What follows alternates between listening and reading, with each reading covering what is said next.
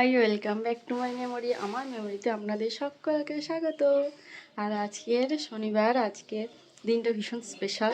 আজ থেকেই মনের মধ্যে একটা অনুষ্ঠান আনন্দ।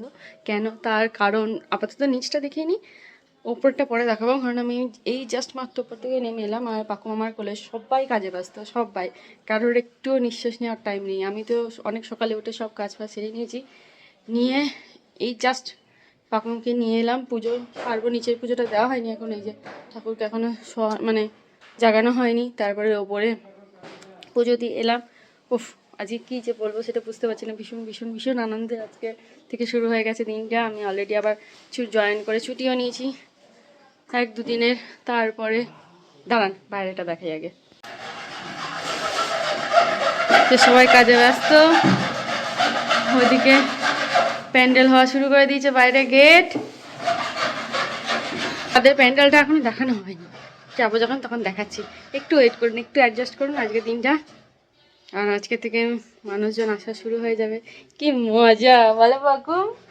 আর সবথেকে বড় ব্যাপার, যাকে নিয়ে এত আনন্দ সে নিজে কিছুই বুঝতে পারছে না। যখন বড় হবে তখন ভিডিওগুলো দেখবে যে হ্যাঁ আজকে দিনটা কিভাবে সবাই ওর সাথে আনন্দ করেছে। তো দাঁড়ান পুজোটা সেরে নিই।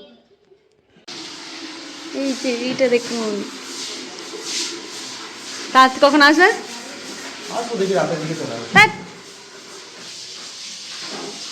তো বাইরে প্যান্ডেল হচ্ছে, একটু ভিডিওটা, ও তুমি তো ব্যস্ত, পরেই করবো, থাক কমপ্লিট হয়ে যাক।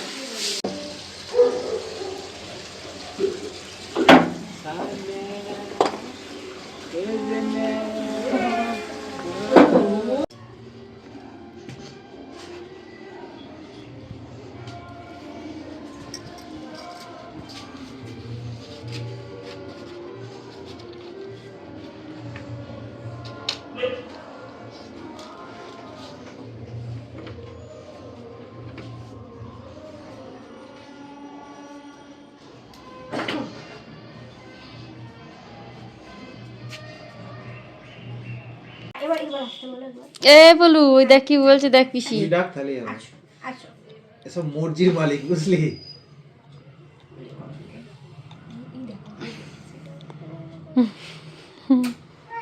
আমার ঘন্টা যেটা করছে ওটা করো। ও আদর করছে, এদিকে দিকে দিচ্ছে।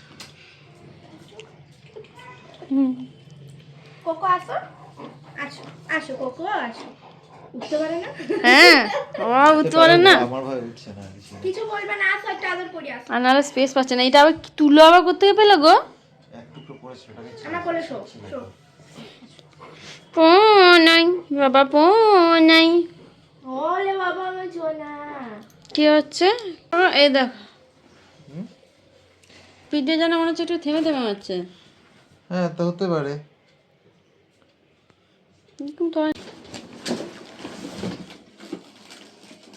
হ্যাঁ, ভিডিও করছি।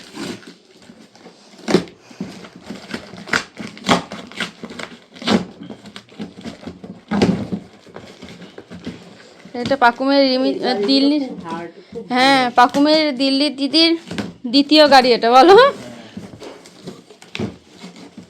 ঠিকই আছে সব, ঠিক আছে। ও সেট করে একটা ছবি পাঠাতে বলেছিল। হ্যাঁ, সেটটা করো।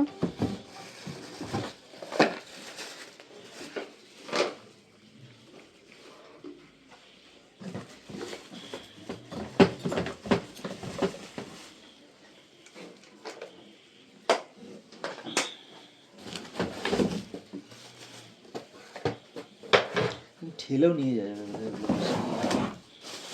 তখন যে প্যাডেল করতে হবে। কি বলছিল কি ছেলেটা? ও আসতে পারবে না ওইখান থেকে। দিয়ে এই বাক্সটা আমাকে বলছিল কত কি ভারী কি আছে আমি তো জানি না। দিয়ে বলছে হালকা হালকা আনছি, দিয়ে দিন না। বলছে আর যাবো না। আমি এই তো এই গেটটা। তুই বলছো মাধবদা বাড়ি? আমি বললাম হ্যাঁ। তাহলে বেশ দিয়ে আসছি। দিয়ে পেছনে যে বললো হ্যাঁ হ্যাঁ দিয়ে আসছি দিয়ে আসছি।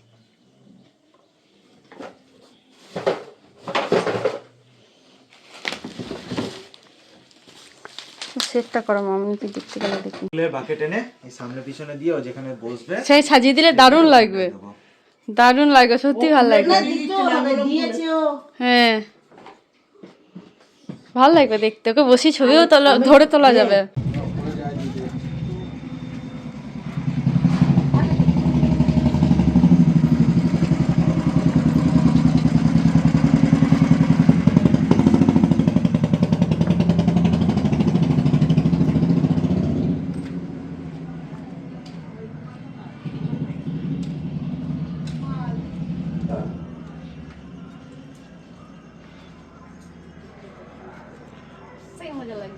তোমার তো মাঝে লাগে তোমার বিয়ে লেগেছে না? হ্যাঁ তোমার বিয়ে লেগেছে না? আমার বিয়ে আমাদের অনুষ্ঠানটা কিন্তু অ্যাকচুয়ালি সোমবার, কিন্তু আজকে শনিবার। আজ থেকেই বাড়িঘর সাজানো কমপ্লিট। মামুনির ইচ্ছে ছিল দুদিন আগে থেকে সাজানো থাক, তাহলে বেশ অনুষ্ঠান ফিলিংসটা আসে, লোকজন আসতে শুরু করে দিয়েছে, খুবই আনন্দ লাগছে। আমাদের বিয়ের সময় এর থেকে বড় গেট করা হয়েছিল, কিন্তু সেই সময় আমি তো নতুন বউ, অত ভালো করে খেয়ালও করতে পারিনি, দেখতেও পাইনি, পরে ভিডিওতে দেখেছিলাম। আজকে আবার পাকুমের জন্য করা হয়েছে, ভীষণ আনন্দ লাগছে, কি বলবো। ওর এটা প্রথম অনুষ্ঠান, ওর উপলক্ষে। এরপর আবার এরকম একদিন বাড়ি সাজবে, তখন অবশ্য হয়তো ওর বিয়ে। সেই সময়টা জানি না এতটা আনন্দ করতে পারবো না, কারণ ওকে ছেড়ে থাকার একটা দুঃখ মনের মধ্যে থাকবে। তো যাই হোক, সেই দুঃখের কথা আর বলবো না, এখন আনন্দটাই থাক। মেয়ে তো দেখতে দেখতে বড় হবে, ওকে বিয়েও দিতে হবে, এটাই স্বাভাবিক। আমরাও বিয়ে করে এসেছি, তো আর কি বলবো, ভালো লাগছে, খুবই ভালো লাগছে। আসলে কি বলুন তো, এই মনে হচ্ছে কদিন আগে ও হলো, সুমনের সাথে গেলাম বাইকে করে, নার্সিংহোমে ভর্তি হলাম, ওকে নিয়ে আসলাম, দেখতে দেখতে দেখুন কেমন 6টা মাসও কেটে গেল। আস্তে আস্তে ও বড় হবে। তবে হ্যাঁ, আপনাদের কাছে বলবো, আপনারা সবাই প্রার্থনা করবেন, আশীর্বাদ করবেন, আমার মেয়ে যেন ভালো থেকে সুস্থ থাকে, জীবনে যেন অনেক উন্নতি করে। আর হ্যাঁ, ওর জীবনে যদি কোনো বাধা বিপত্তি যাই আসুক, সেটা যেন ও অতিক্রম করতে পারে, সেটুকু আশীর্বাদ করবেন। যেন ওর ক্ষতি কেউ না করতে পারে, ও যেন কারোর ক্ষতি না কারণ হয়, সেটাও আমি চাইবো। দেখবে এসো, হ্যাঁ ও থাক।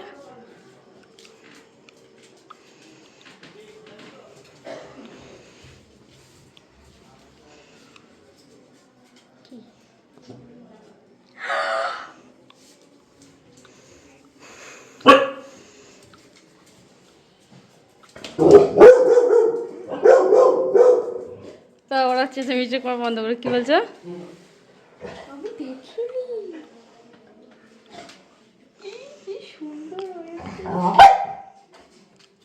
ইচ্ছা ছিল যে এই কদিনে শেষ করার, আর দাদা মনে হচ্ছে টাইম পাবে না।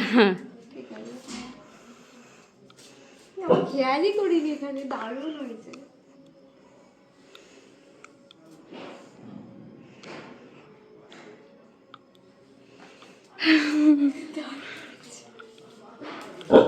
কি হলো? ও এক একে পর্দা টেনে টেনে খেলা করছে।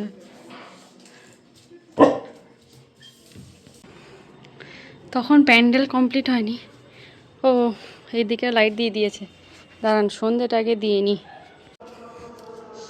এই যে এটা কমপ্লিট।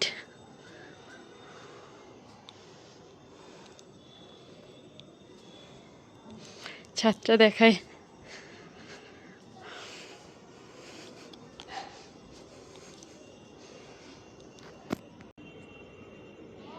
কি ভালো লাগছে দেখতে।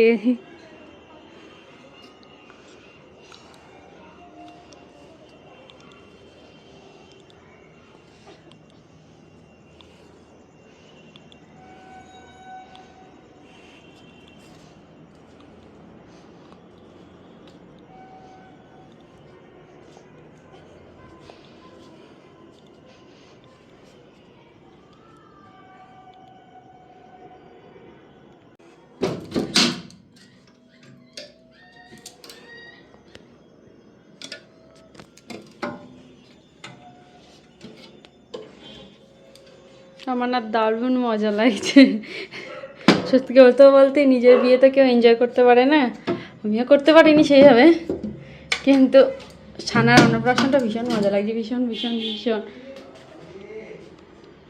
তো এই আলোটা দেওয়ার পর আরও ভালো বোঝা যাচ্ছে, কিন্তু কোথাও একটা ছাওয়া আসছে কিসের, এই ঝুড়িগুলো ছাওয়া পড়ছে একটা।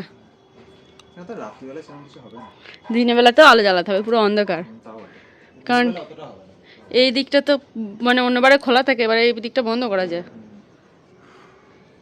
হ্যাঁ, তো সেই লাগছে। জিজ্ঞাসা করো কেন?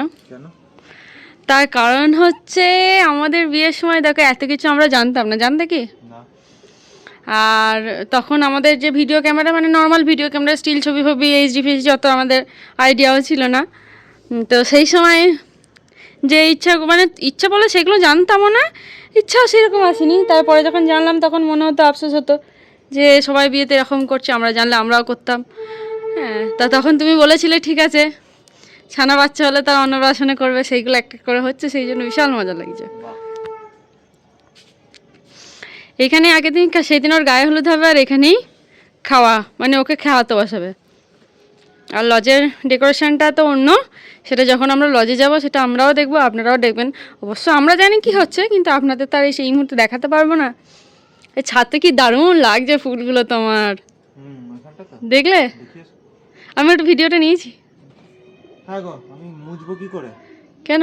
স্টিক তো ইয়ের উপরে।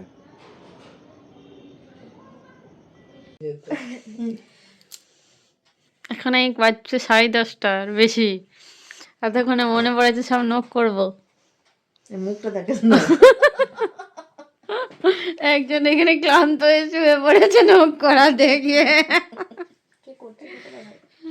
আর এই যে এখন প্রফেশনাল আর্টিস্ট বসে পড়েছে। শিক্ষানবিশ সে অশিক্ষক কর্মী।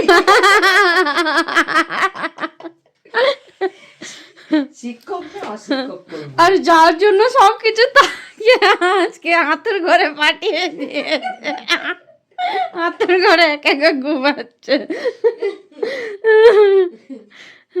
ব্যাপার আছে জানো তো আমার। এই হয়ে গেল। আর একবার